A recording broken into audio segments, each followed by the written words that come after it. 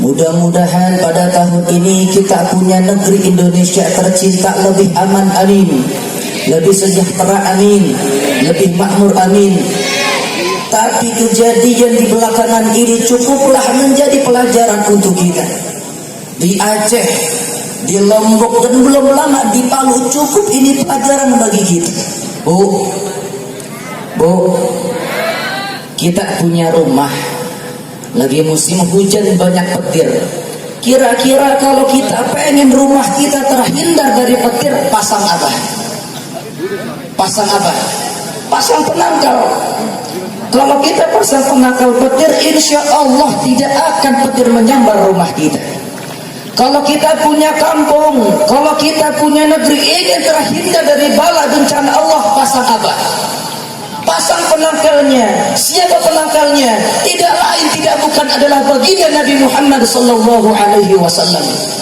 Dijelaskan dalam kitab Lu'lu' wal Marjan. Lihat Quran surah Al-Anfal ayat 32 sampai 33. Bismillahirrahmanirrahim. Fa amtir alaina hijaratan minas sama aw itina bi'adzabin alim. Dikatakan di situ Abu Lahab menantang Allah, ya Muhammad, kalau seandainya Al-Quran itu benar-benar dari Allah, maka hujanilah kami batu dari langit, atau datangkanlah kepada kami azab yang pedih. Akan tetapi begitu luar biasa, Allah menjawab pada ayat selanjutnya, apa wa ma kana Allahu liyu'adzibahum wa anta fihim. Allah tidak akan mengazab kamu, Allah tidak akan mengazab suatu kaum selama ada baginda Nabi Muhammad di sisi mereka. Allah.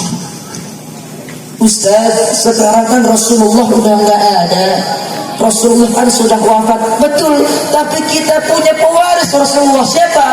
Al-ulama warathatul anbiya. Para ulama adalah pewaris para nabi.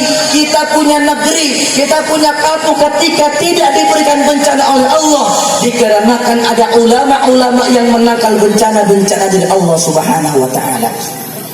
Bahkan dalam kitab Mawa'idul Usfuriyah ada hadis Rasulullah sallallahu alaihi wasallam bersabda, "Qadfa'allahu ta'ala al-bala'a an ummati biman shalla 'ala la yusalli." Allah tidak mengazab, Allah menunda azab, Allah menahan azab kepada orang-orang yang maksiat. Kenapa? Dikarenakan segelintir di antara mereka masih ada orang yang senantiasa patuh dan taat terhadap perintah Allah Subhanahu wa taala. Pertanyaannya, mana ulama? Siapa itu ulama? Al-ulama al-alimuna bi'ulumi syari'ah wal-amiluna bi'ulumihim. Ulama itu adalah orang yang ahli, orang yang faham, orang yang cerdas akan ilmu agama. Jadi meskipun dokter faham ilmu kesehatan, itu bukan ulama. Meskipun pejabat ahli ilmu politik, itu bukan ulama. Dikarenakan ulama adalah orang yang fahim wal faqih pada ilmu-ilmu agama, wal amiluna bi'ulumihim, dan mereka beramal dengan ilmu-ilmu mereka, tidak sekedar hanya ngomong doang. Itu ulama. Bu, tahu Mr. Money nggak bu? Uang kaget Global TV. Mr. Money tahu? Harusnya kita bisa menghormati ulama, berterima kasih kepada para ulama, lebih dari berterima kasihnya kita kepada Mr. Money. Orang didatangi, dikasih duit 12 juta, sujud, akidahnya hilang. Baca tafsir ketika malaikat bersujud kepada Nabi Adam, itu sujud ta'zim wa takrim, bukan sujud penghormatan seperti dalam sholat. Nggak boleh. Kita sujud 12 juta, disiksa orang bola lari ke pasar, itu dipeluk, cium tangannya, itu orang yang kasih dunia buat kita.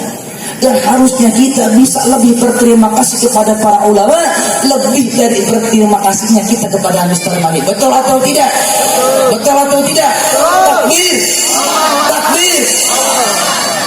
Tapi Nabi bersabda, apa sayati zamanun ala ummati yafirruna minal ulama'i wal fuqaha'i. Akan datang satu zaman di mana umatku akan jauh dari ulama, akan jauh dari fuqaha. Allah. Dulu pada zaman Nabi Lut alaihi salatu wasallam, kaum tersebut melaksanakan amal yang begitu keji yang belum pernah dilaksanakan oleh kaum sebelumnya. Apa? LGBT. Ini LGBT menggunakan rencana Allah. Kenapa? LGBT, L longsor, G gempa, B banjir, T tsunami. Tepuk tangan apa?